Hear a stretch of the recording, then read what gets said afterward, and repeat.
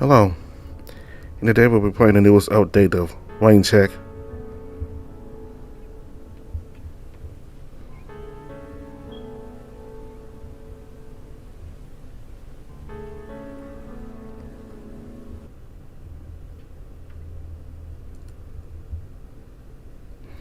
We step briefly into the hallway before Helix guides me to another room. What do I... Shut it. I grimace as he tightens his grip around my arm. There's a bunch of devices and instruments hung up across the walls with a large table in the center of the room. Is this some kind of interrogation room or worse? Shit. He points to a flimsy steel chair beside the table, the only one in the room. You mean, yes. Fearing the consequences of disobedience, I quickly sit and glance back nervously. Take off your shirt. What? I won't repeat myself. Do it or I'll tear it off you. Okay. I quickly obey, stripping off my top layers until my fur is exposed to the cold, stale air. He moves behind me and binds my arms to the chair only. Then do I notice it's bolted to the floor. Without a word, the snow leopard walks to a metal cabinet, pulling out several colorful wires and tosses them onto the table before glaring at me. Let's see how you do with this.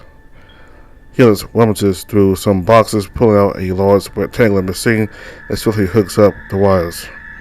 Is this some kind of polygraph? It doesn't look like anything I've seen before. Don't move.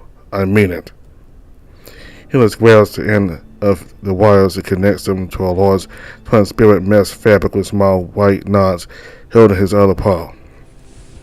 Finally, he walks over and drapes the mesh over my head, covering most of my upper torso.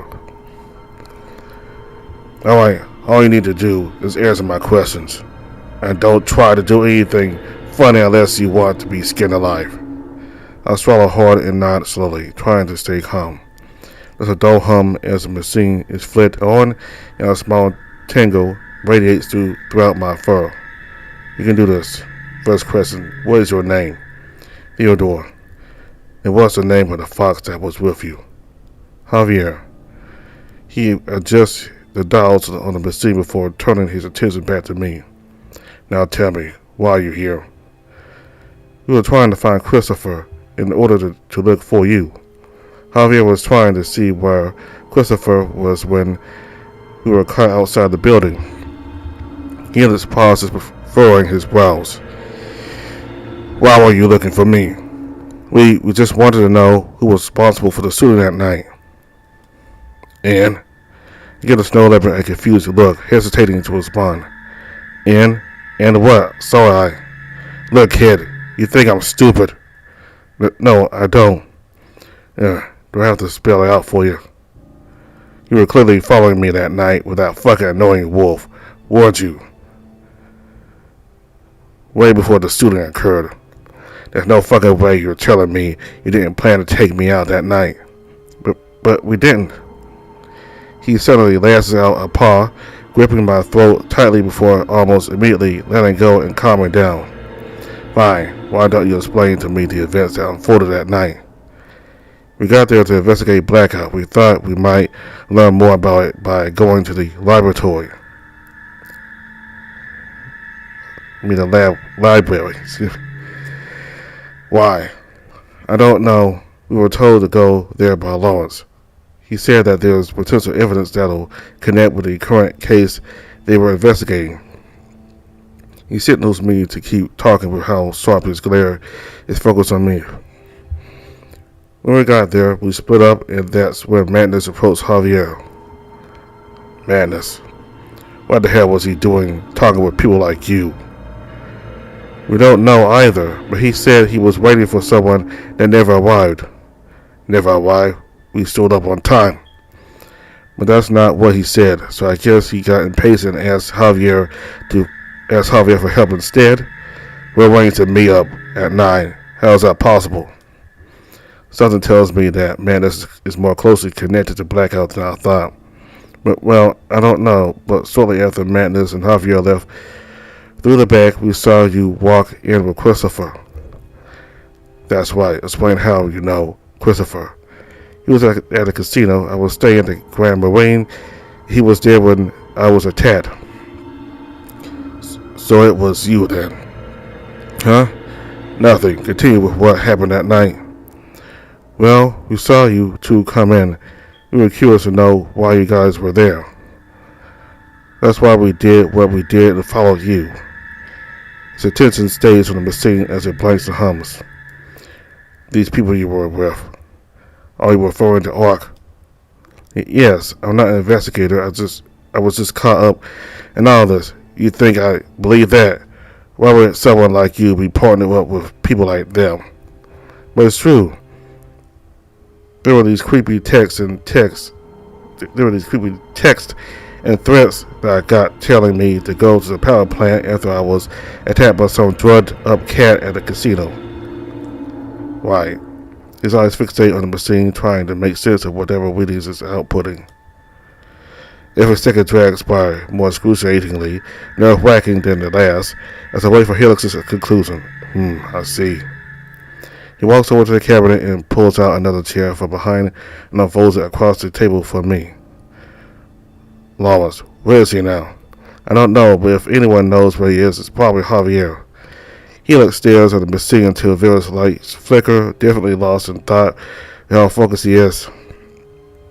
Last question, have you been lying to me at any point? No, I haven't. We both stare at the machine as its low rumbling fades out. He lets out a confused sigh as he disconnects the machine before approaching me. I flinch, expecting him to hit me. Please don't hurt me. There's a short canned chuckle and then a cold breeze as I feel the mess being slowly lifted from my body. Huh? You wasn't going to hit me? Stop moving. Are we done? Is that it? I'm too scared to ask. The snow leopard spends a few moments coiling up the wires and setting the machine aside, leaving me waiting in terror. So you were telling the truth. I've never seen someone score a -5 before. I guess that means your little friend was also being truthful. Does that mean I'm free to go? We can discuss this once we have Madness. But now, you can sit tight until the fox comes back. He walks over to the door, but I yell out for him before he leaves. Wait, I need to know what those texts were. I just need to. Quiet, or do I need to gag you too? I just have a question about the text. Please, I need to know. The text that he received. An awkward silence settles, and from the corner of my eye, I can see Helix just standing there. Did he just laugh? I try to turn to get a better view, but he just out of view at the door. He's just out of view at the door. Don't worry about that. What's with the sudden change in his tone? Is he embarrassed? What does that mean? Please, I just want to know why I needed to go to the power plant. Were you guys responsible for sending that to me? What was that reward mentioned in the text? It was a mistake. His voice is barely audible, but I catch it somehow. A mistake? Your phone intercepted the message instead of that cat. That message was never intended for you. Huh? You mean the cat that tried to kill me? His embarrassment quickly switches over to an enraged look as he storms over to me. Suddenly he grips my neck tightly, glaring at me with eyes full of rage. I've answered your question. Now shut the fuck up and I'll snap your neck off.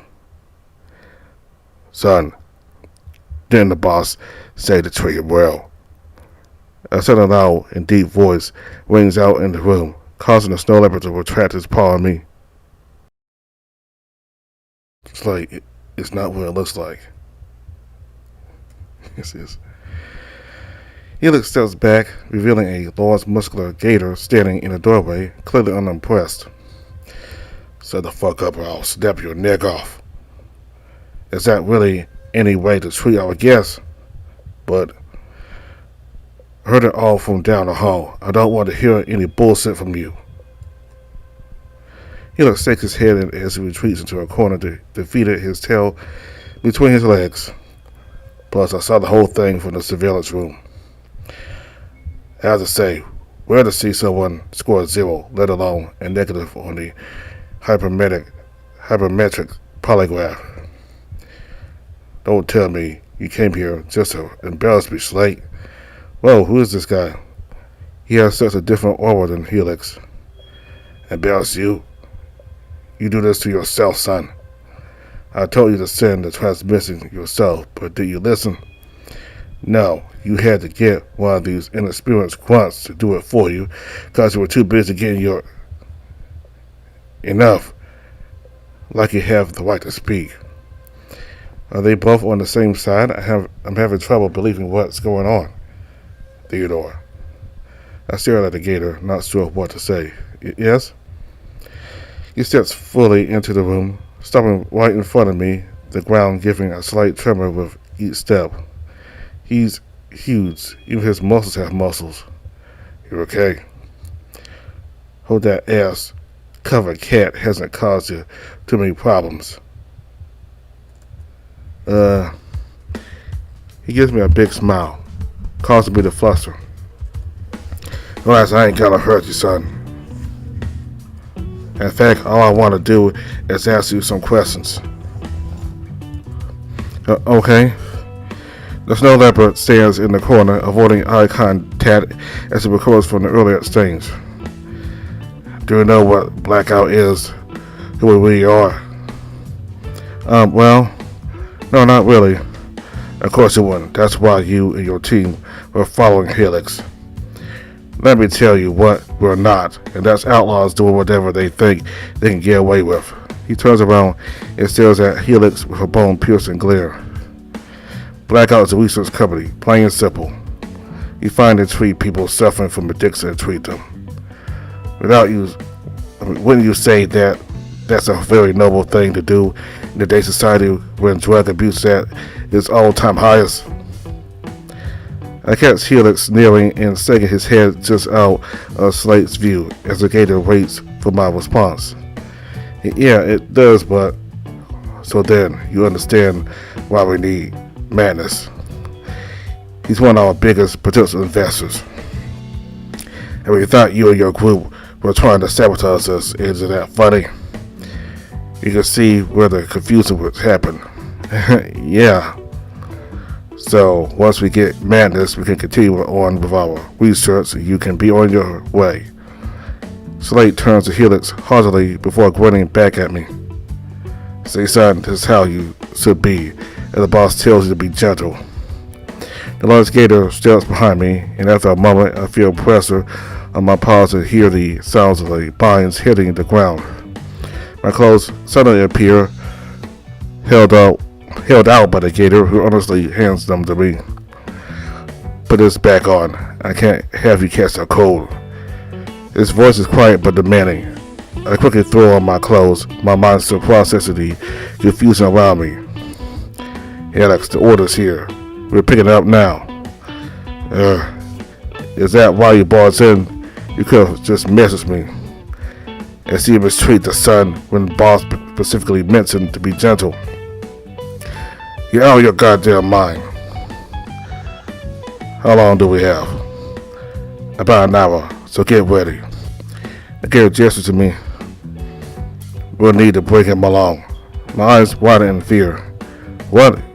We can't break him. He'll fuck things up. I just know it.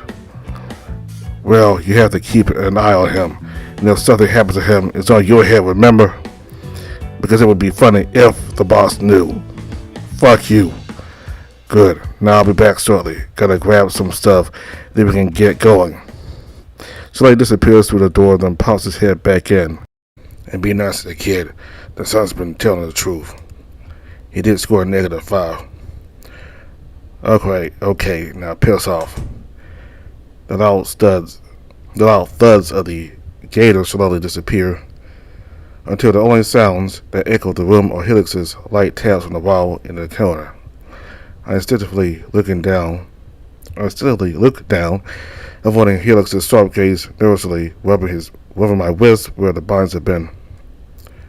Seconds stretch into minutes as we wait in silence for Slate to return. It's been a bit since I had any food. My face immediately flushes red and my ears flatten as I can hear Helix chuckling at me from the other side of the room. Hungry? Yeah. The feline rolls his eyes before tossing a small energy bar from his pocket on the table next to me. Take it. Are you sure? No. So hurry and fucking eat it before I change my mind. I'm not sure. God fucking hell, forget it. He throws the bar onto the ground, stomping on it repeatedly. Stop wasting my time. You'd be dead right now if it wasn't for the boss. I freeze up trying to stay as calm as possible. Helix approaches slowly, his brows furrowed as he appears lost in thought. You're lucky. Helix, bring the tiger with you to the back. We're leaving now. Slate's sudden voice echoes from the hallway, making Helix jump and clench his paws in irritation. Fucking hell.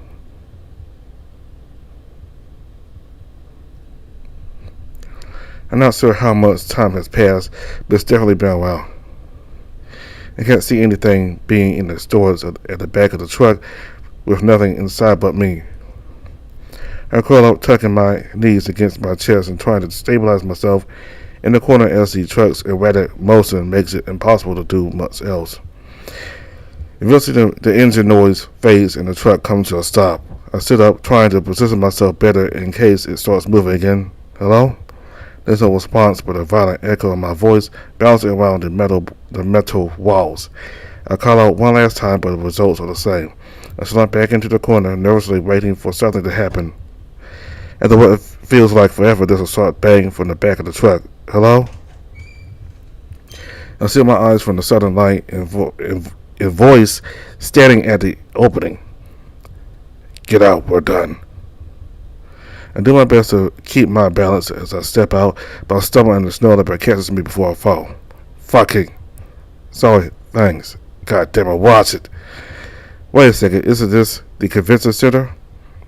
Is this some kind of loading area? And what's this large metal container doing next to us? This can't be the thing they're picking up, is it? Is it?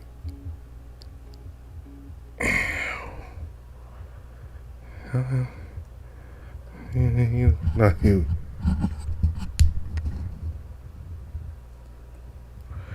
This can't be the thing they're picking up, is it? If it isn't Theodore. Turning around, I see Slate leaving the convention center, balancing several boxes in one arm and waving to me with the other. Oh, that's why it wasn't too hard on you at the back. Hey, it was okay. I try to lift a paw and wave back, but Helix intercepts it and pushes it down. Yeah, don't bother. So, did you finish signing off the transaction? Yes, the parts are here. You can finally get started with the assembly as soon as we get back. Great. I'll be able to test out the test plans I made. I try to get a good look at the boxes, but they're all labeled and masked with layers of tape. One by one, the gator effortlessly carries the boxes into the truck, including the large metal container that looks like it would need a forklift to handle. That's the last one. Theodore, why don't you sit in the front with Helix? I'll be in the back making sure these don't topple over. Helix whips his head towards the elevator, then at me. Fine, but if you do anything funny, I'll gut you like a fist. What happened to being gentle? Shut it. As Slate heads to the back of the truck, I feel a sudden coldness around my wrist. It's then I realize I'm bound again with handcuffs. Go. Get in the front. I hop in and do my best to maneuver in the seat, struggling with the handcuffs binding my paws in front. Helix slides into the driver's seat and we start moving again immediately. We exit the lot and merge onto the main road, quickly getting on the freeway. My eyes wander over the truck's dashboard, landing on a small reflector when I notice Helix constantly checking the side mirrors. He turns to check the other mirror, but our gazes meet unexpectedly. My face hits up, and I turn to look out the window. What the hell has been going on these past few hours? First we were tracking down Blackout, and now apparently Blackout's just a research company. But if that's true, why would they establish themselves as a gang? But if that's true, why would they establish themselves like a gang? Yeah, that's what I've been constantly thinking so far. I mean, they're a research company, but they act like a gang. The leader, the lion, which lion Italian guy, I assume he, point a gun and I mean they act like a gang, but I didn't expect them to be a research company. Anyway, unless I'm missing something, I could ask Helix since he's right there, but I'm not sure if I should just remain silent and behave. Yeah, but this is going to bother me. I go back and forth on the idea before shaking my head in frustration and deciding to just ask, what? Blackout isn't actually a research company, is it? And I thought you were clever, but it looks like I was wrong. What do you think? It's not? It is. It always has been. But when we tried searching up info on Blackout, we weren't able to find anything besides something tracing to a chemical fire years ago. The Red Salted Harbor. So you know. His voice drips with disdain, and I see his grip tighter on the steering wheel. You know what? I'll let you in on something. His eyes fixate on the road, his fangs bared out as he grits his teeth. As much as I hate you and your guts, there's nothing in the world I hate more than those low-life, two-faced backstabbers. Teamwork more like collective sabotage. If I ever get my paws on you, Volksman, I'll gouge out your eyes and rip out your heart.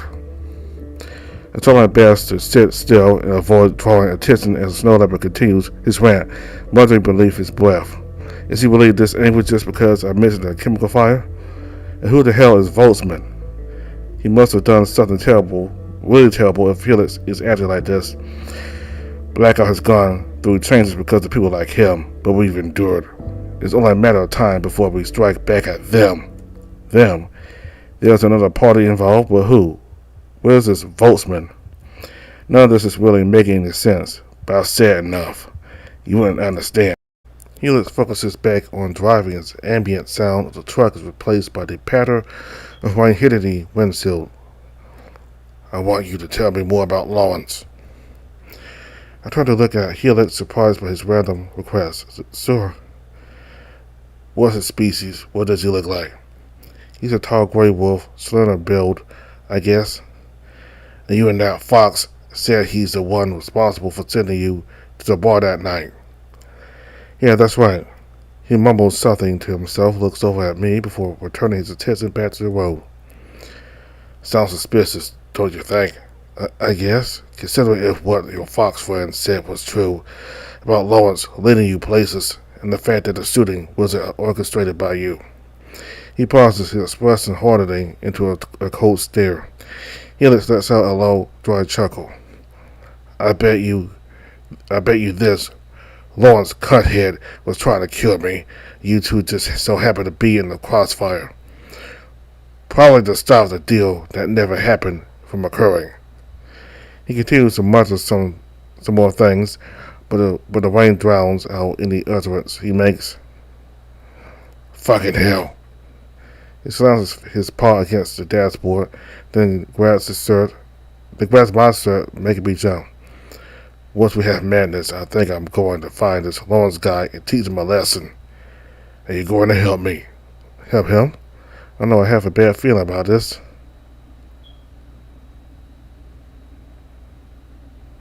We're back. The rain's still pouring like crazy too.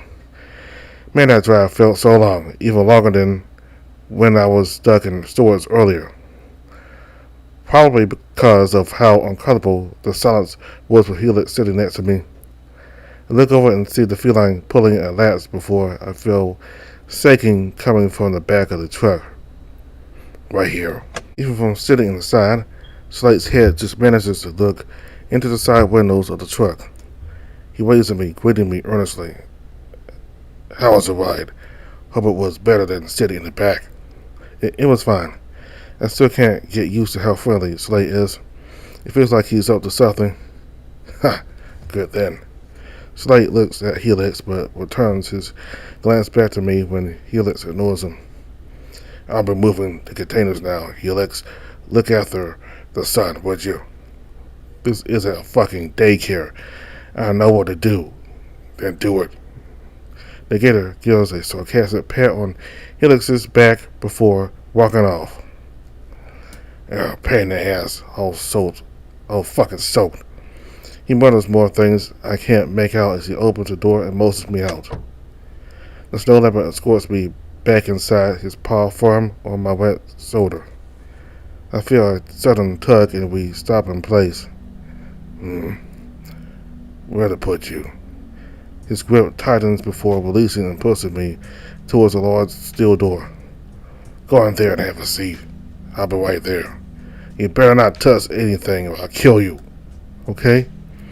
I approach the door hesitantly and turn to look back at Helix, who's watching me as I make my way inside. As I step in, the lights automatically turn on, revealing some kind of laboratory, where all kind of on close inspection is like a lounge on one side and a workshop on the other. I spot a sofa near the door and decide to sit down, anxiously awaiting Helix's return. I'm drawing a deep breath, trying to steady myself. Javier's out there, searching for madness. We're just buying time for now, but I really hope you have a plan, Javier. Although there's still a chance, a real one, that Javier won't find him, and then I'm done for. I shake my head, forcing the thought away. I'll be fine. I have to be. The door suddenly swings open and Slate walks in, not spotting me at first until he turns around.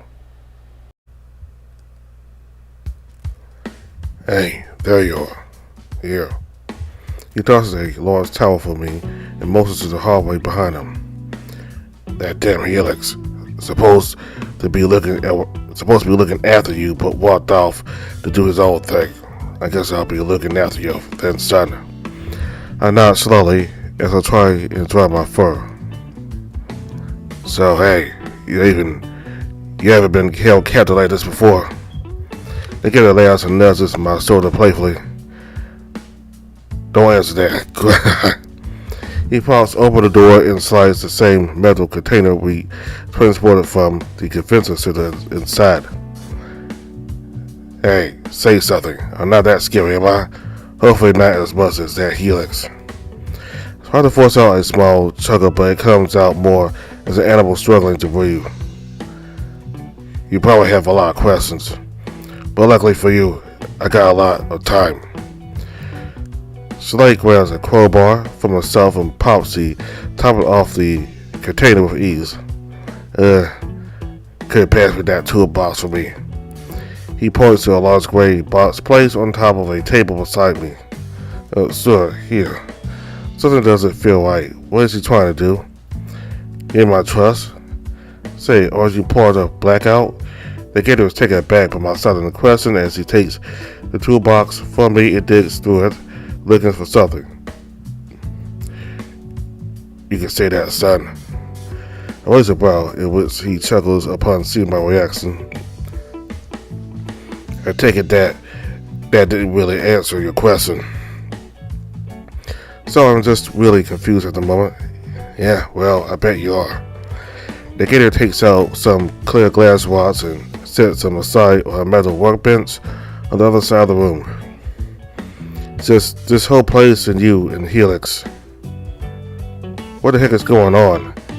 Why are you so nice to me when everyone feels like they're out to kill me? I like you, son. What? I'll be honest with you, son. I'm just doing my job. The boss wants us to treat you well, that you're part of the family to me. Especially when someone like you scores a negative on the polygraph. You mean the machine I was hooked up to earlier? But what does a negative mean? I thought it was pretty obvious, but sure, I can tell you. Slate grabs more parts from inside the container before sticking them in a larger cylindrical machine at the back. You know those old-fashioned polygraphs that the cops would sometimes use in movies, right? Yeah, I've seen them before in older movies. You ever stop and thought about why people don't use those anymore? No, not really. Well, you know, they're unreliable at best and a straight-up lie at worst.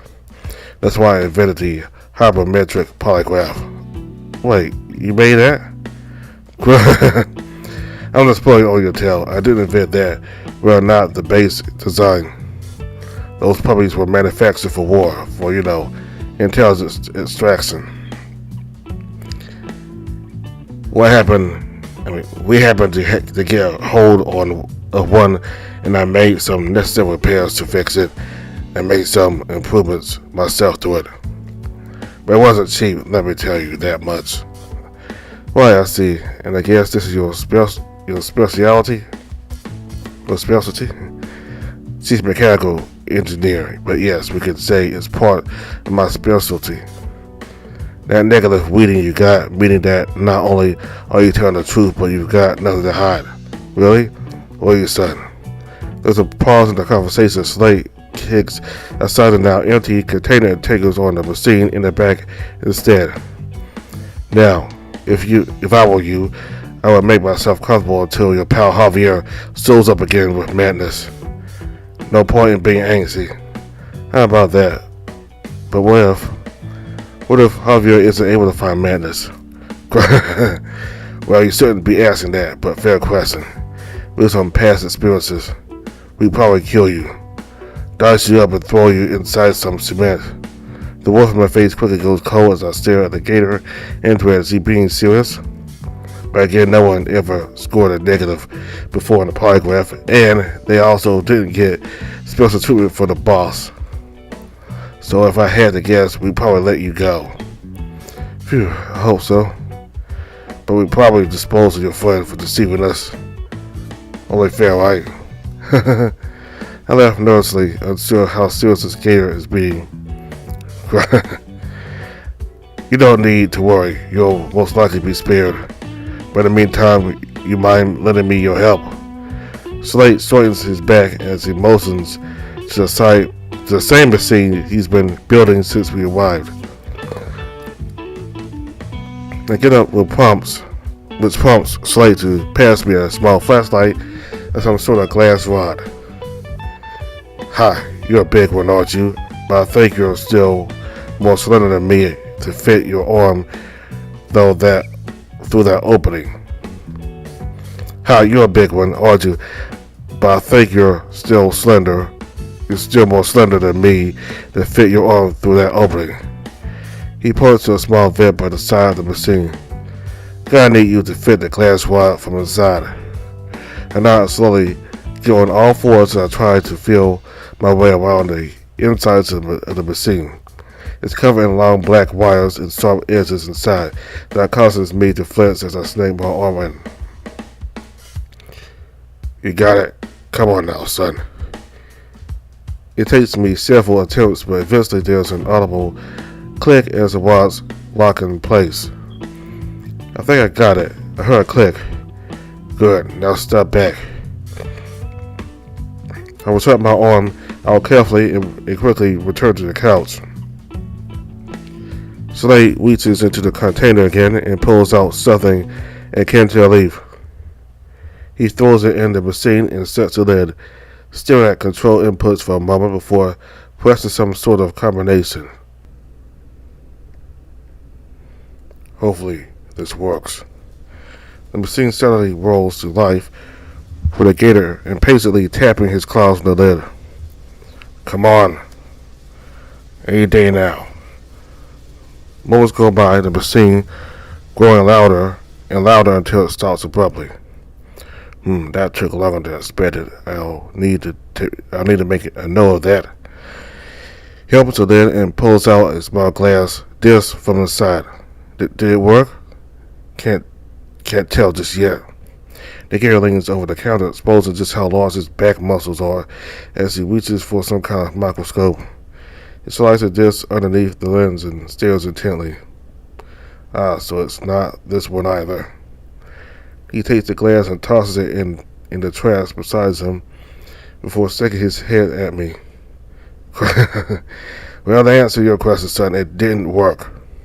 So what exactly are you trying to do? Slate strokes his chin slowly as my question lingers in his mind. You know what I'll tell you since you're such a curious kitty. It's a paramagnetic isophase unit. You probably know it as a centrifuge. That's a centrifuge? It's so big. Similar. Just one of the many kinds developed by the government. Looks like the polygraph is also military grade.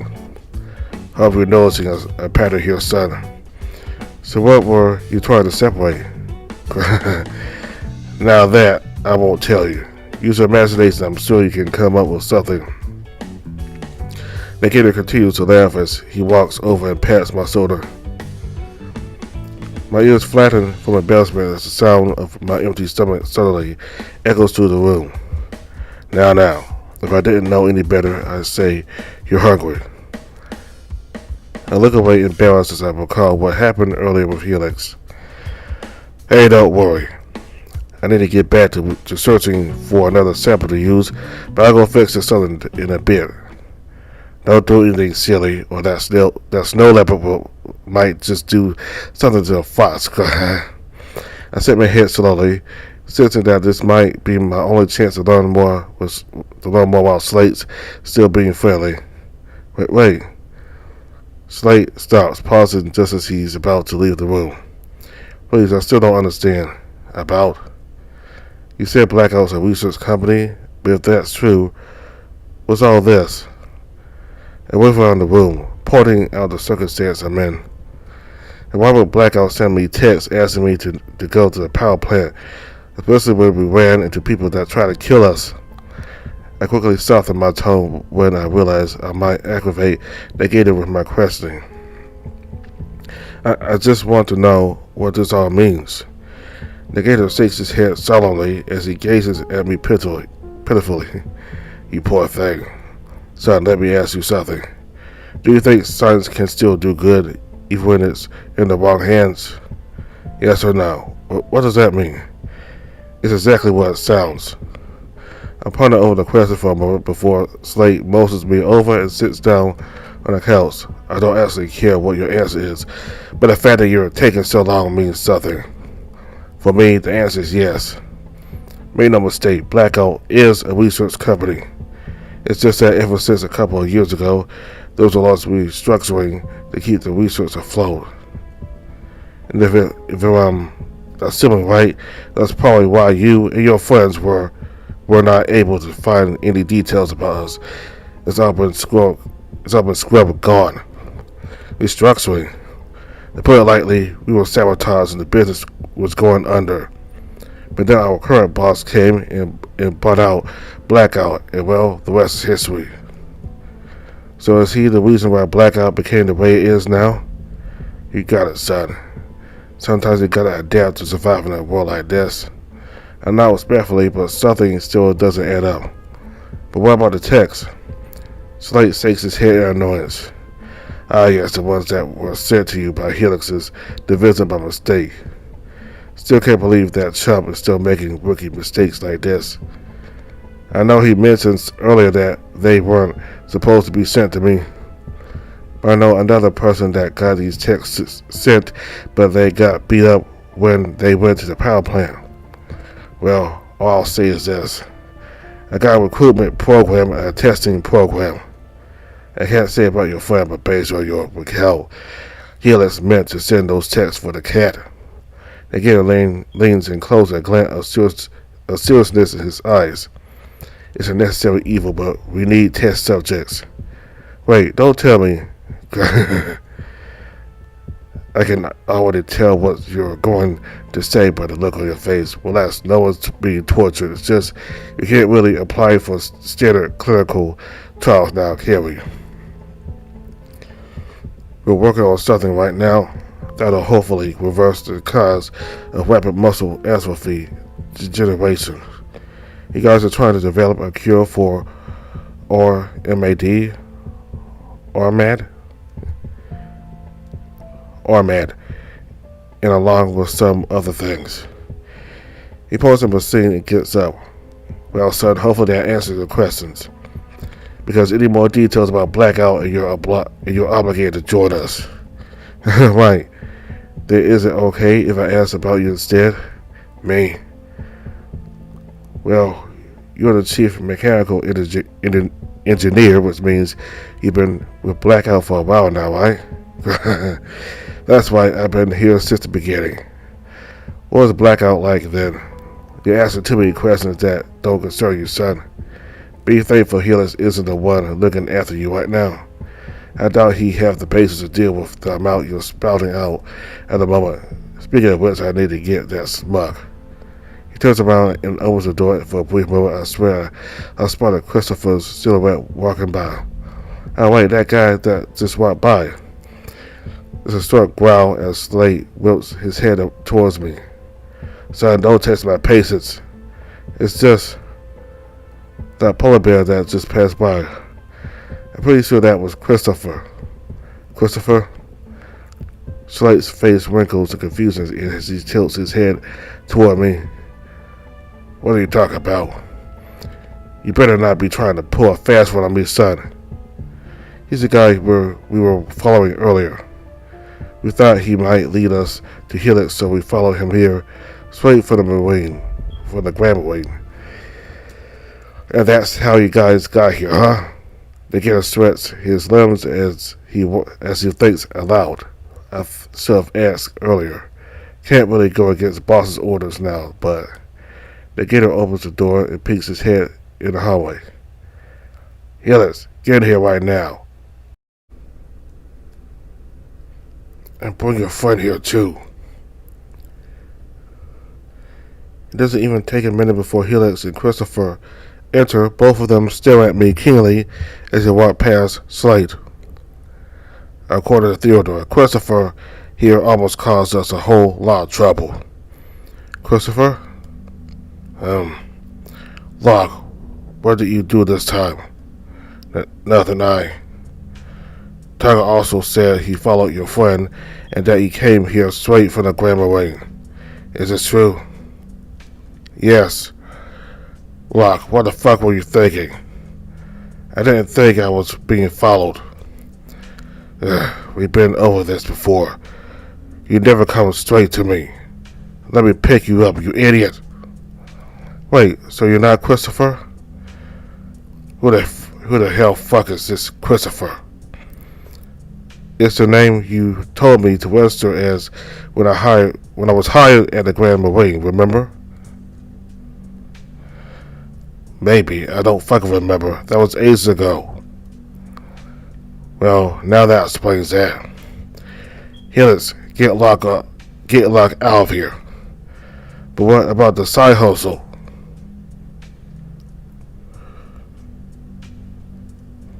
Slate picks up Helix by the collar and stares him dead in the eye.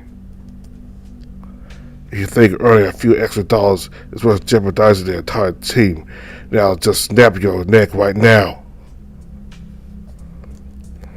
I step back slowly, watching as the feline claws desperately at his neck, gasping for air until Slate releases him, dropping him to the ground. I can go, it's fine. Slate blocks the polar bear with his broad arm while gripping harder on Helix's collar. We cannot have outsiders compromising Blackout's objectives. You know that, Helix. I don't care if he's a friend. He better not be here by the time I'm back. The gator disappears, leaving Helix on the ground, gasping for air as Locke kneels beside him for support. Talk about a change of character. I'll get going too. The polar bear gets up, growls at me, and then walks out the door. My attention returns back to the snow leopard on the ground. Hey, are you okay? Helix slowly pushes himself up, muttering something under his breath. Fucking hell. He slams his fist onto the metal desk, the clang echoing through the room. Get out of my sight before I kill you. He grabs a screwdriver from the desk and hurls it blindly in my direction, narrowly missing me as he keeps his eyes fixed on the table. Get out! Shit, he's gone crazy. I was out, not wanting to stick around to see what he might do next. Now that I'm in the hall, though, I realize I have no idea where to go. I could technically escape, but there's no way I get far. Plus, they still have Javier. Hey, what are you doing out of the room? The gator emerges from a room further down the hall, his voice booming. He has told me to get out or he's throwing a temper tantrum already. Why am I not surprised? Yeah, I swear to God, one of these days, leave him. We're just gonna come back to get you anyway.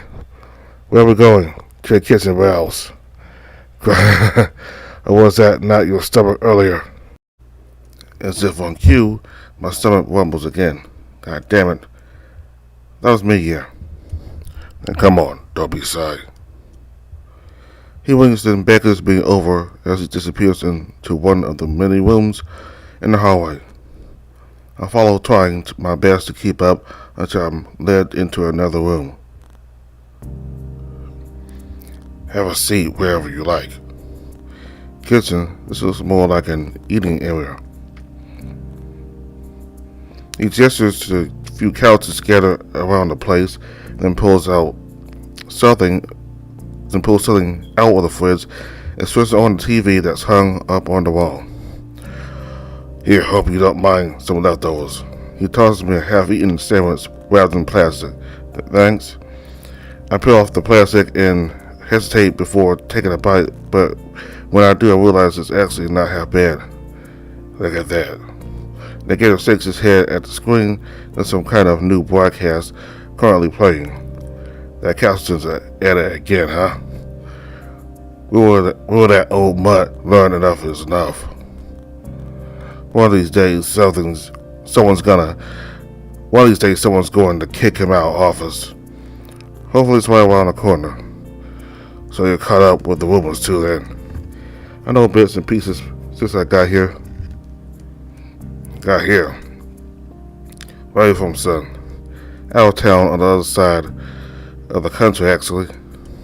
That makes sense. You had nothing like a local son. Well, you're gonna have one hell of a story when you get back. Doubt anyone will believe you, though. Wait, you're not worried? You're not worried I'll tell people what happened? Assuming we don't kill you or hold you for ransom. No, not really. We have always are finding out, trust me. Oh, my heart skips a beat. He sounds like he's joking, but that glint in his eye doesn't exactly scream, just kidding. Maybe it's best to avoid missing my release. I don't need a reminder that I'm just one text message away from Slate into my life. So, Slate, sir. Slate is fine. Right, Slate, about Christopher, Locke. I'm guessing he doesn't work for Blackout, does he? Look at you. Even being held captive, you're still so keen on asking questions. He walks over and leans in closer until our faces are nearly touching. I respect your moxie, son. You know what? I'll make you a deal. I'll tell you whatever you want about Blackout, but after your Fox friend lies madness, I'm going to need you guys to give me something. Give you something. I don't know if we have anything Blackout will want. Not the Blackout to me specifically. And it's information I want, so don't give me that look, son. I'm not about to harvest your organs and sell them on the black market. But what if we don't have the info you want? I like Helix. I know ARC's reputation. I also know for a fact that they've archived the missing bit I'm looking for. Right. Trading information, that might be useful, but I don't know if I'm in any position to make a decision like this. So what do you say? Got ourselves a deal?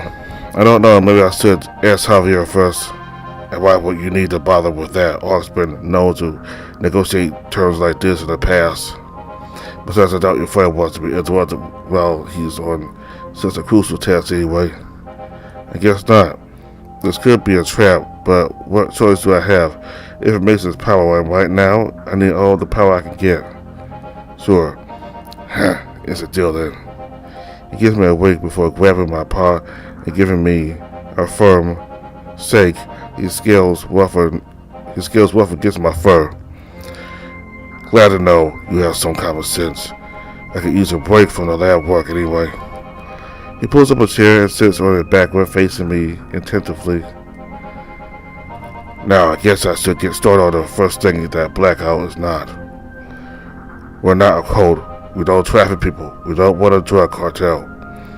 Like I said earlier, Blackout's always been a research company, still is. Chemical synthesis, genome splicing, anti-aging therapy, those are just a few of the things we dabbled in the past. You follow me so far? I nod, and Slate takes on a more serious demeanor. Like any normal science-based company, we got funding from doing research. When there's no research, the investors leave. There was an incident a few years ago where all of our latest research got stolen. Stolen? You hear me right, and it set us back so much we were on the verge of bankruptcy. That is, until our boss bought us out.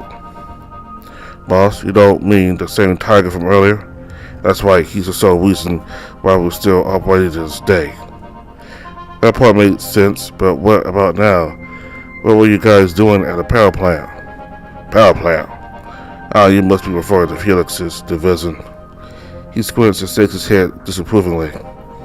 You were there with Orc earlier this week, I reckon then. Yeah, I got Tess telling me to go there. Of course you did. Now remind me again, was this before or after our man left? The tests were before. We also went there after they left. Long story short, we were using the abandoned power plant to power some of our experiments. Well, that makes a lot of sense. But why leave so suddenly? Were you guys being followed? We saw a lot of the equipment and things just left out in the open when I went back the second time. This must be when Helix forgot to extract our logs from the computer. You see, we were tipped off that someone might have been spying on us, and where it might have been the architects. Architects? You see, son, there are a lot more about the city than you, your friends, or even Arkham would know. No one knows much about them, but whatever's out there is enough to make us take precautions. Some say they're just a myth, but when you're up against a ghost that leaves no trace, you start paying attention to whispers. He pauses, his eyes narrowing slightly. Could be just stories, or maybe they are the real deal. Either way, we weren't taking chances when we heard they might be sniffing around. Well, what or who are they? What do they do? He chuckles slightly. To be honest, I will tell you no. To be honest, I'd tell you no if I knew, but no one knows anything about them. Although there was that one thing that happened with Captain long ago. There weren't any good explanations for it, so some people suspected it was the workings of the architects. What happened? His face becomes more serious. He died. Died? Or well, he served with how his initial autopsy report was presented. But obviously that's not the case if the reporters keep talking about him. Now is it? What do you mean he died? My memory is a bit fuzzy, but I remember reading that he got in a car accident and the top half of the car was sliced off cleanly. His car ran straight into an 18-wheeler. But not even a day later, it was confirmed that he had made a miraculously full recovery. Are you saying the architects covered this up or something? Not me, that's just what people said back then. Well, so they've been around for a while. That's true. They come and go. It's been a while since they last did anything, but lately whispers about them have been picking up again. Whispers about what? Depends on who you ask. He leans back slightly, seeming to weigh how much to reveal. I've heard some people say they were involved in a terrorist attack 4 decades ago. No proof, of course, but the timing just fits. But the timing fits just too well. Others think they're an offshoot of the Freemasons operating in the saddles even longer than we thought. That's crazy. Not really. People make up stories when your group is secretive. I've already been hearing rumors crop up about blackout. What are people saying? They get a scoffs and sneers at me. Ha! Why don't you tell me? Right. We thought you had something to do with the production skeleton. Far from it. We're trying to do good, even if we have some ruthless ways of achieving that. So let me see if I have this straight. Blackout's a research company that uses dirty tricks to get what they want, but you guys are ultimately good? Guess you hit the nail on the head. Although the dirty tactics part is usually planned out by Helix. After all, it was brought in by the boss when the company was restructured. I stare at the gear's muscles and tattoo skeptically. Look all you want, but that's the truth. And maybe do the blueprinting and designs around here. And what does Helix do? He's a chief intel, so everything else. Like Helix does some research too. I thought he was more operational. You and the research, son. I thought suddenly pops in mind as I tried to process what Slate had just told me. Wait, back to the architects. Why would you guys suspect they'd be the ones spying on you if there's not a lot known about them? I have to ask Helix, but he said something about how the cameras were all jamming in the control room, suddenly detecting a large burst of signals. That might have been Javier and I. They gave stares at me bewildered. Well, call me a fool, that will explain it then. That paranoid cat always worried about the architects targeting us when it was just you and your friends snooping around. But if that's true, you caused us some setbacks with your meddling. He swears to Alexa's body, opposite of what I expected he'd do. Though that was ultimately Helix's call to make, and I'll gladly keep this to myself as long as I get the info I need from Ark. Yeah, of course. Good. Now if there's no further questions, I'm going to. He pulls out his phone and holds up a finger, signaling me to wait. Slate speaking. Of course. He hangs up and stares at me expressionless. Just letting you know. I just got a call from Madness. I just got a call about Madness. Panic rises and my stomach lurches with anxiety. Right. How's that coming along? He suddenly smiles and nods slowly. Good. Sounds like they're on their way to meeting him now. And let out a large sigh of relief. Javier, I don't know how you did it, but thank God. In the meantime, I'd like to check up on that damn cat. It's been awfully quiet, and I have expected him to come in here by now. You don't think he's still mad at me, do you? He most certainly still is. Now sit tight, cuz I'm locking you in here. Bathroom's in the back if you need it. But wait. And just like that, the large gator disappears out the door, and it was, leaving me alone with my thoughts and the pounding of my heart. I take a deep breath, fighting the rising panic. Come on, Javier. Please fight Madness. I need to pull this off. I don't want to die. I tug at my collar and fizzle with the bit flipper in my paw, trying to keep still while one of the lions wraps up his phone call across the lobby. The other one's closer, standing nearby, keeping a watchful eye on me. What a mess I've got myself into. Fox. The lion calls out to me from behind, but I continue staring ahead at the one making the phone call. Yes?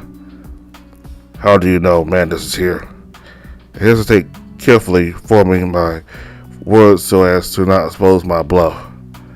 I know. You say you know, but you weren't able to contact him earlier in the car. I don't have his contact information, but he told me he was staying here the other day. The other slightly taller lion from across the room hangs up the call and approaches over, waving me down. I've called the necessary people. We can continue now. Lead the way to madness. I roll my eyes at the large buffoon and stroll over to the elevators.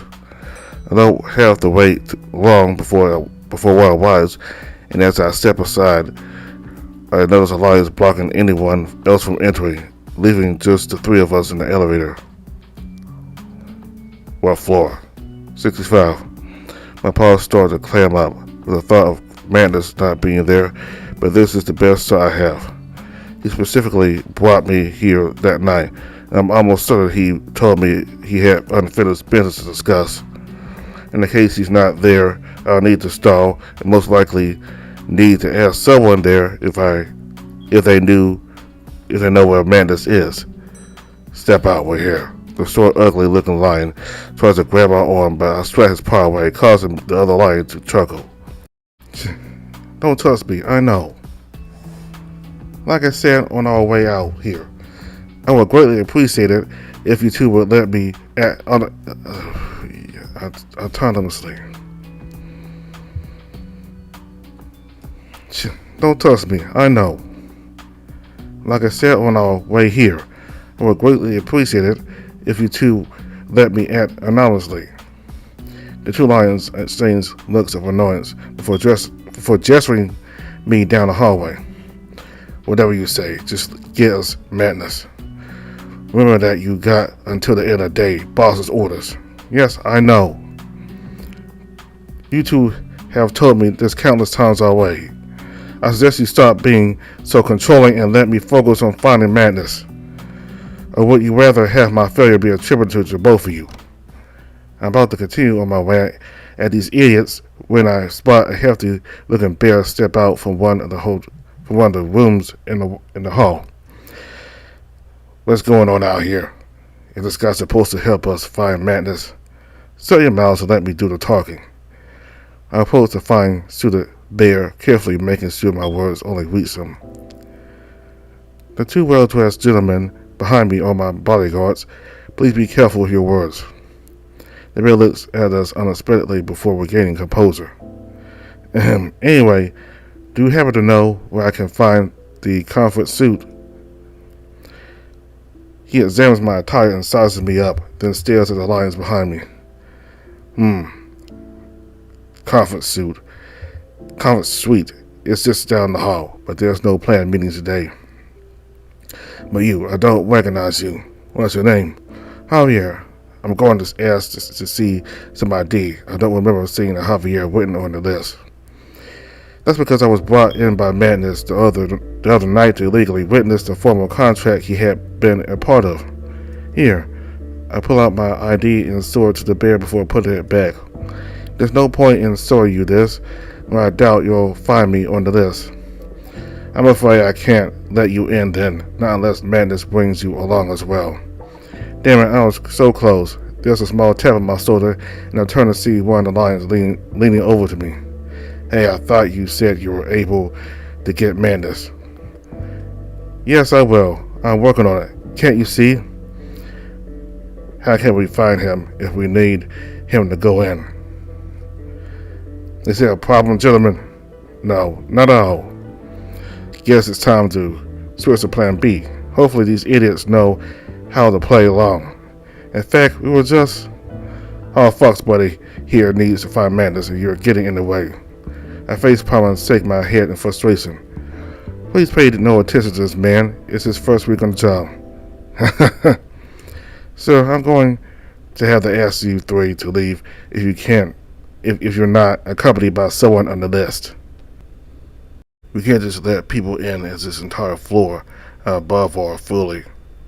Yes, I'm well aware. Hey, it's you. That's real voice. Can it be? There's no way he'd be here. I turn around and spot the unmistakable blue jacket and Los Angeles rustling down the hall straight at me. Hey, so it is you. You're that friend of Mr. Gardner, Theodore, the red fox with the big round glasses.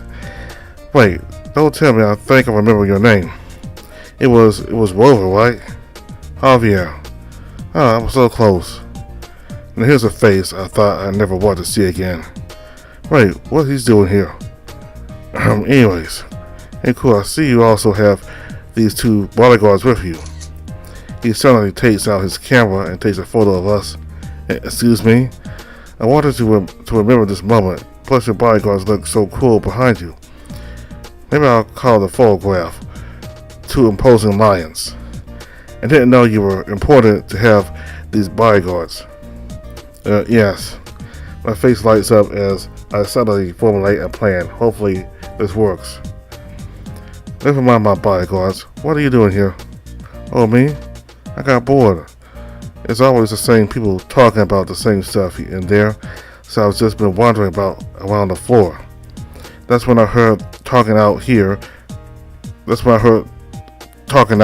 so I went to check it out. Interesting, he's also here, probably with his father. I see, but isn't the conference suite empty today? What's your dad doing here? Unless, my dad's just having his usual private meetings with his friends and staff at his room. At the moment, his room. What do you mean by that? You know, about the company earnings and the normal stuff the old people normally talk about. I wonder if I can leverage this to my advantage somehow. I was wondering if you could convince the security here to let us in. I'm right here, you know? Oh, is he giving you a hard time? The bear stammers, looking visibly embarrassed. Well, no. I was just doing my job. This gentleman here was looking to enter, but his name isn't on the list. Oh, really? You're not on the list? No, I'm not. Can we make an exception for Mr. Javier this one time? Well, if you know him, I suppose it's okay. Hooray! You guys can follow me. I'll take you to the conference suite. I hear the lion snicker behind me as we follow along.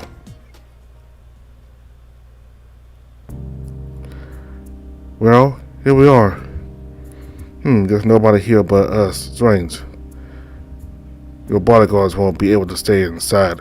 It's for security reasons, but they're more than welcome to hang outside in the lounge. Unfortunately, it's one of Dad's rules. Hey, wait, that wasn't part of the deal. The other lions hold him back. Now, let's not be hasty. We managed to get inside, and it's not like the fox has anywhere to go. They noticed me listening and began muttering before dismissing me nonchalantly. We'll be here. Don't try to do anything funny. The bear gives us a suspicious look as he escorts the two idiots out, but I try my best to ignore it. Well, your bodyguards sure look tough and spooky, but not as much as the wolf that was with you before, though. What? You know, the big wolf guy with the strong muscles. I forgot their name, but he was with you and Mr. Theodore when we were at the storage room. He tries to mime someone tackling it down our door, making me face palm and shake my head. Yes. You mean, well, yes, those two idiots are nothing like him. He chuckles but then scratches his head and frowns. Is there any particular reason you needed to be here, Mr. Javier? I thought maybe Mr. Theodore would have been with you. I thought you had someone waiting here for you. No, I should have been more clear earlier. I'm actually looking for someone that might be here. Really? Why didn't you mention that earlier? I love a good scavenger hunt. It was more convenient for me to omit that. I don't really understand what you mean, but if it's someone here, I might be able to help. So, who is it? I'm not sure if they're still here or not, but if you know where I can find Madness. I came to this exact room a few nights ago with him for his business meeting. I didn't know at the time that this floor belonged to you, but that would make more sense now. Although I didn't see your father at the meeting.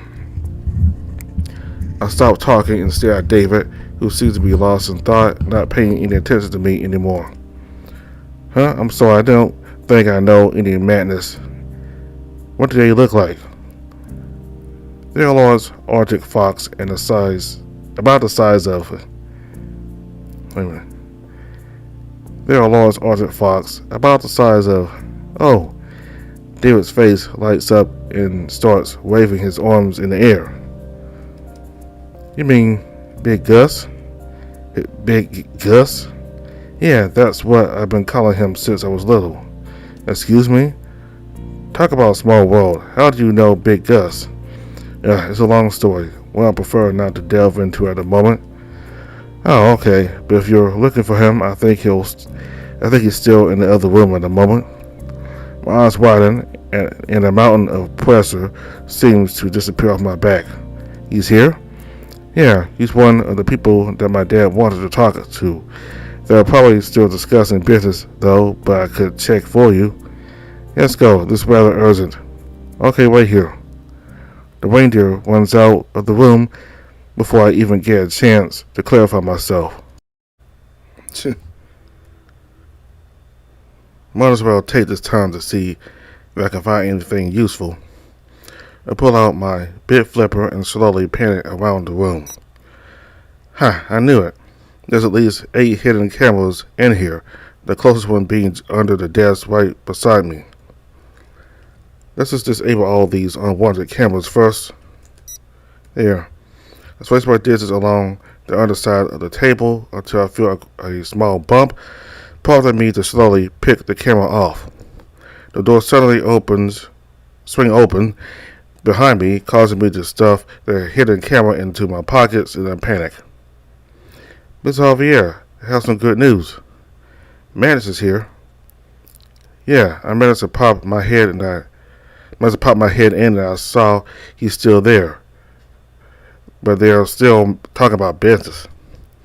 I let out a relieved sigh. We can wait outside in the lounge. That way we'll see when Madness comes out. That means I'll have to go back out to see those lying idiots. But it's not like I have a choice. Fine, let's wait outside. We walk over to the sofas before David flops down and pulls out his phone. I decide to sit across from him, but as I do, I notice the 2 lions are watching me, with one of them starting to approach. What's the situation now? Are you able to get Mandus? Yes, we were just waiting for him to finish his meeting. Is that right, David? Yep, he's with my dad right now, just a few rooms down. The lion steps closer and bends down to whisper something. I don't know what kind of stunt you pulled getting in here, but count yourself lucky. He shoots me a glare before walking back to the other lion. I roll my eyes at the over-necessary theatrics before returning my attention to David. This might be the perfect opportunity to get some more clarification on things. Let's hope he's willing to share. David, what's your relationship with Mandus? Big Gus? He's like an uncle to me. I've known him since I was a kid. Him and my dad have been friends for a while. I'm not sure how my dad met him though. I never asked, but it seems like they're always meeting up together at least once a month. Sometimes me and my dad even take the private jet to visit Magnus's mansion by the mountains. David flashes a smile before getting engrossed in his phone again. Well, that was easier than expected. If only everyone I questioned was like David. Although I do find his openness a bit off-putting to say the least. Maybe I should test my theory and see if he's as big of an airhead as he looks. You know, David, if I'm taking up too much of your time, you're free to leave. You don't need to accommodate me. I know, but there's nothing to do. My parents always taught me to be nice around guests and important clients. He motions to the lions standing off to the side, staring at us. And look, you have bodyguards, so you're an important client. I try my best to hide the visual cringe at his logic. And what if I didn't have these bodyguards? I don't know, I'd still help you because you're a friend of Mr. Theodore. I guess we're also friends now. He chuckles playfully before tapping on his phone again. If this is some kind of act, it's extremely convincing. Hey, I should ask some questions about you too.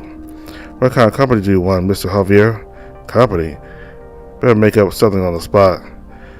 I want a boutique intelligence firm specializing in high-stakes global problem-solving. We offer bespoke solutions to some of the most complex security and investigative needs in the world.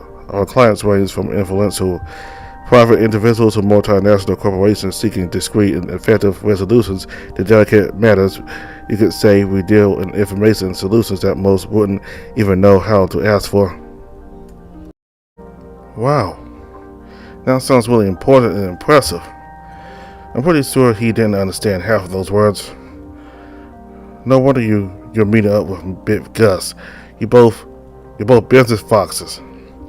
I like to conserve my energy and ignore the reindeer. I need to focus on what to say when madness shows up. There's 2 months on the line. The best approach is to be direct and honest. I'll tell him his original contact was late and that there's clearly been some kind of setup. I'll also suggest he void the contract he made when I was with him the other night, and we do it with Helix for whatever intentions they might have. I'm not entirely sure, but it seems important to black out. And I have a strong hunch that Lawrence is behind all of this somehow. There's a high chance that Lawrence has set us up at a speakeasy, and if that's the case, the fact that it's coincided with Helix's and Madness's meeting can't be a coincidence. This is all circumstantial for now, but I'll find out soon enough. Oh, Mr. Javier. David shakes my arm, causing me to instinctively flinch and recall it back. Oops, sorry. I didn't mean to startle you, but you were spacing out. I was just trying to get your attention. Well, you have it. What is it? Gus is out. I practically jump out of my seat as soon as I see Madness emerge into this room. I watch as David rushes over to greet him. Big Gus, you're finally out of your meeting. There's someone here that's looking for you. David waves me over as I'm still trying to make my way over, with Madness's eyes lighting up in surprise. Javier, this is most surprising. Did you not say you were not interested in me? His voice is deep and sultry as he adjusts his robe, but I can't help finding it irritating. He steps closer to me and grabs my paw, delivering another greeting kiss again, as I try not to let it bother me. Things are complicated. I came here to talk to you in a professional setting. Yes, that is acceptable, but what is the reason for the security lines behind you? I turn around and roll my eyes when I spot the same two idiots now just several feet behind me. Don't pay those buffoons any mind. I need to talk to you about the sighting you did the other night. Yes, the sales deal. What about it? There was some kind of setup that prevented the original party from meeting with you that night. They requested I find you again so they can discuss the deal again. That is most interesting to hear. But I am afraid that doing a re-sign may not go well. The deal's done. It would be difficult to accomplish this task. Huh? I reach to my pocket and pull out my phone. I'm about to dismiss a call, but realize the number is coming from the hospital. Sorry, please give me a moment to handle this. The phone connects and a frantic nurse can be heard on the other end talking in the background. Hello? Is this Javier? We're contacting you because your details were listed under. Yes, but I'm in the middle of something. Can you please? Sorry, this is rather urgent. It's about our patient. Whoa, he's gone. My heart drops. Gone? What do you mean by gone? You don't mean to say he's disappeared from his room.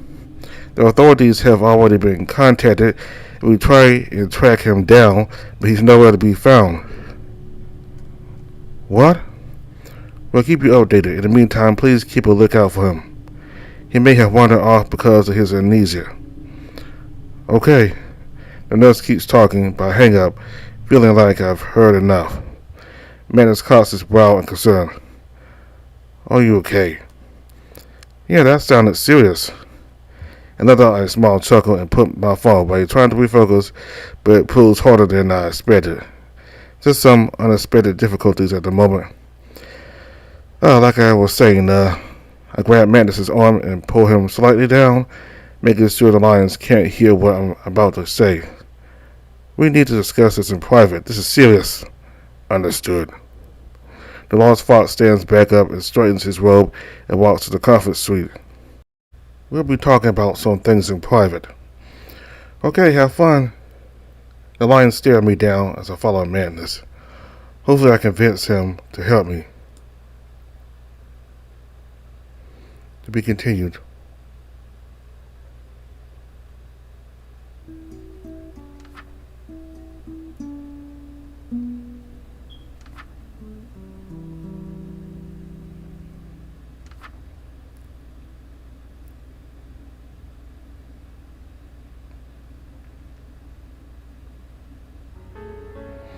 Alright, so what's the latest update of Raincheck?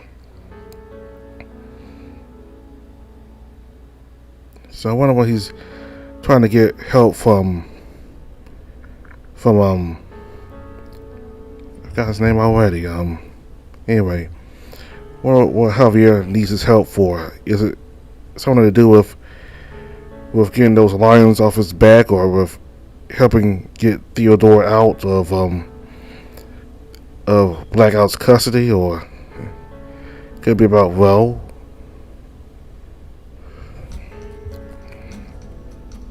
I think it's about getting help, about getting Blackout off his shoulders, getting him and Theodore help.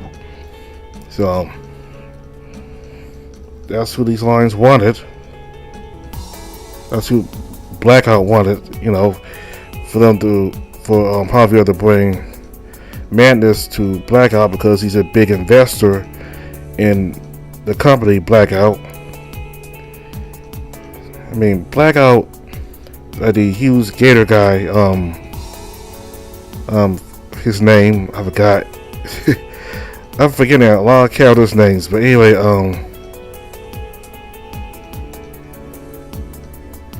so the huge gator said that Blackout is a research company. He was very adamant about that. But I can't help but think that they run too much like a gang, like a criminal gang, to consider themselves a research company. I mean, certainly before the Italian lion dude, which Italian lion dude bought the company, it was a research company. But as soon as he bought the company, he decided to change the way it operates.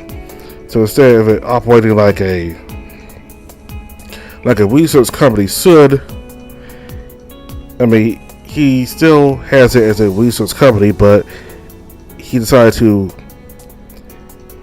have it run like some kind of gang, like some kind of mafia or criminal enterprise. I mean, him pointing his gun at Theodore, threatening to sue him multiple times, and being verbally and physically assaulted by the snow leopard, and then while the crocodile was mostly nice to Theodore, I mean, he certainly doesn't look like the type of guy who's into treating drug, he doesn't look like the type who works at a research company. He looks like a bodyguard, some huge bodyguard, or like somebody who could just rip you in half. I mean, huge muscular body, muscular arms, black tank top and jeans, and tattoos. I mean, they look and operate like a gang. And I believe that the Italian guy who runs Blackout is himself part of the mob. I mean, since that's the way he wants the one blackout. So about Theodore and his questioning of the Gator.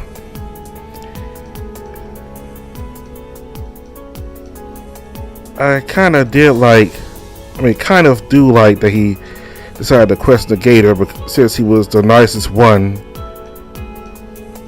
in Blackout, he was a nicer one,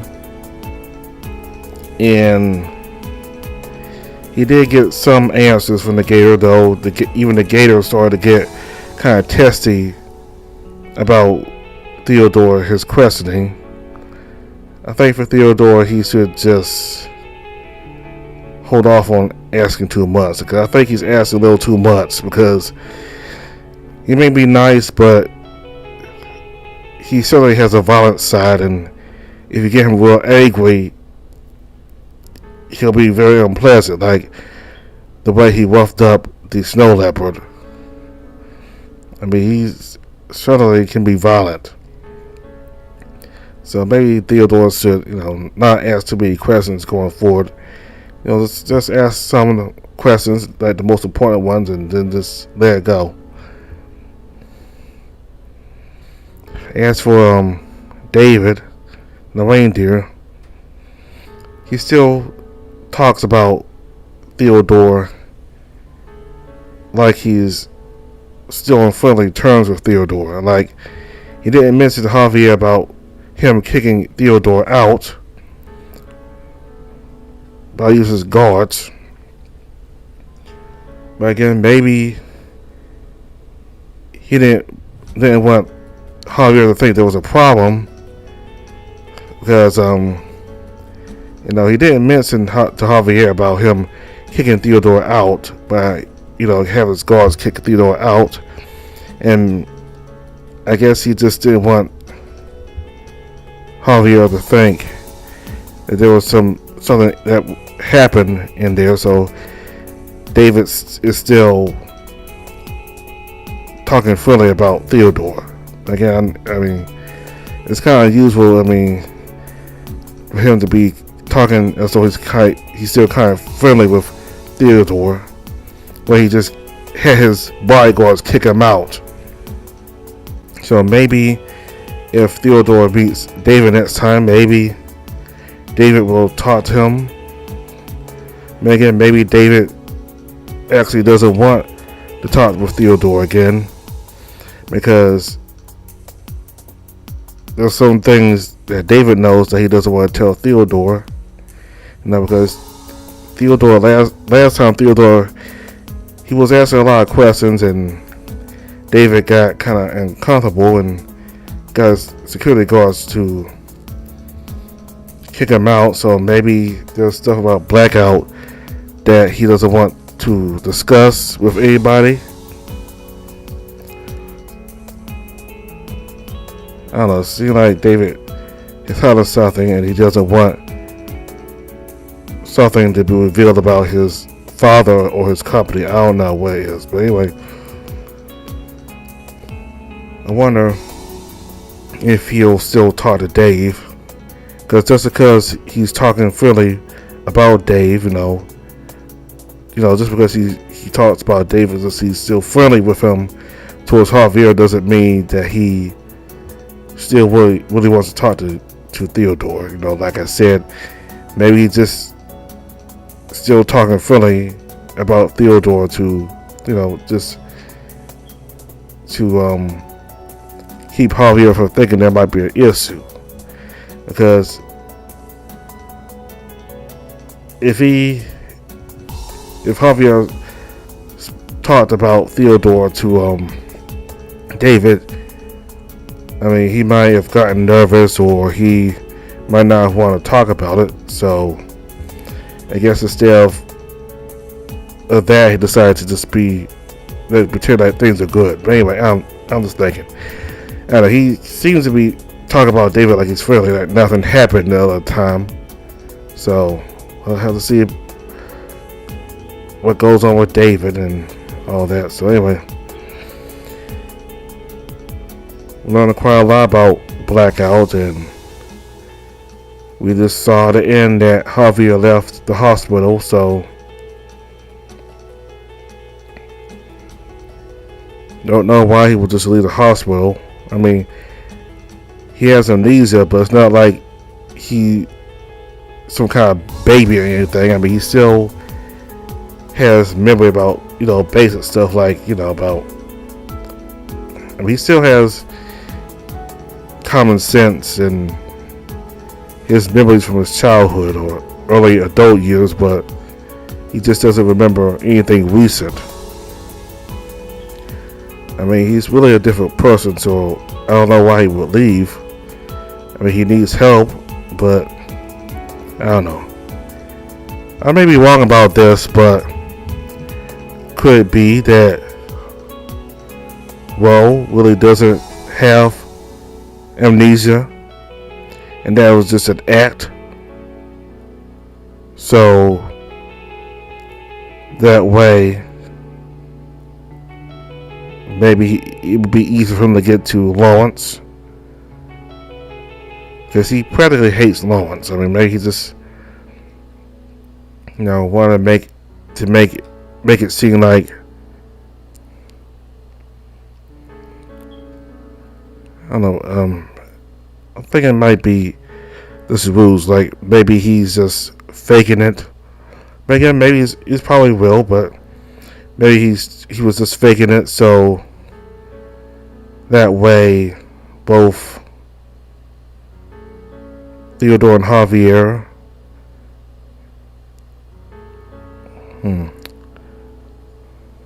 it's a theory I have. I don't know.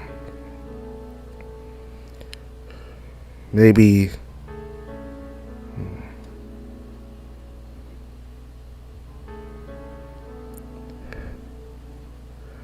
I don't know, maybe just faking it so that way, maybe just faking it for long enough so that way Theodore and Javier wouldn't follow him, because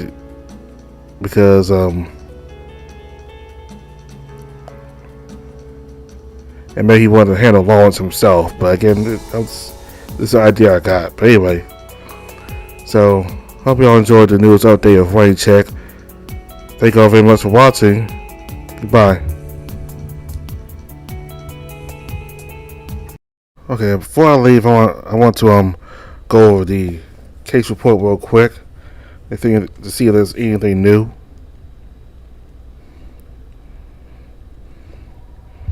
Just gonna stick to day 6. We had an argument about the investigation. Javier said I was right. Returning back to the hospital, I see how Ro's doing. In order to find the snow leopard, we need to look for Christopher at the Grand Marine. Trapped at Blackout's office, I can only hope Javier can pull through with his plan.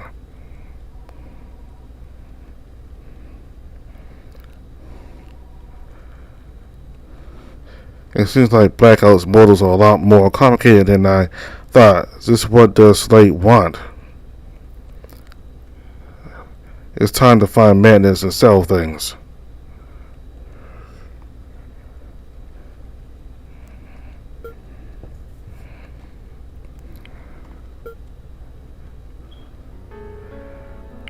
Okay, so I just want to see the case report real quick. Okay, so I'm done for real now. Let's watching.